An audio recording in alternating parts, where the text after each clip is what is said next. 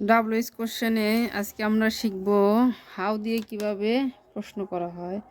যখন কোনো কিছু আমরা কেমন আছে, কিভাবে এসেছে, কত গভীরতা, কত উচ্চতা এরকম প্রশ্ন করা হয়, তখন ওই শব্দগুলো নিচে দাগ দেওয়া থাকলে প্রশ্ন করার সময় কি হয়, হাউ দিয়ে প্রশ্ন করতে হয়।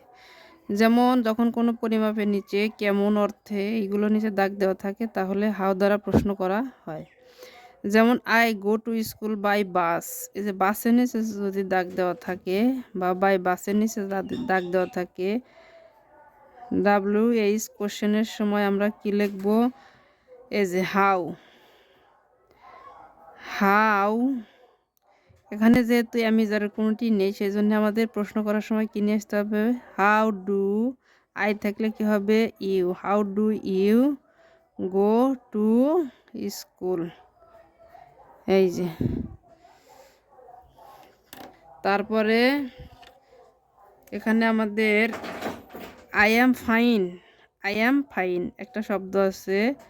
আমরা কোশ্চেন করার সময় জিজ্ঞেস করব তুমি কেমন আছো, আমি ভালো আছি বলছে, তাহলে কেমন উত্তর কি যে হাউ।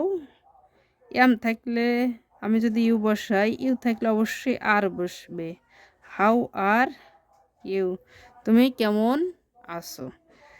তারপরে এখানে আর একটা শব্দ আমি ওয়ার্ড লিখেছি, ইট ইজ নাইস ডে, এটি সুন্দর দিন। এই নাইসের নিচে যদি দাগ দেওয়া আছে যে কেমন, how. How is, how is eat day, how it is day. একদম সহজেই আমরা আজকে হাউ দিয়ে প্রশ্ন করা শিখে গেলাম। মনে রাখতে হবে আমাদের কিন্তু সব কিছু, তারপরে আমরা পারবো।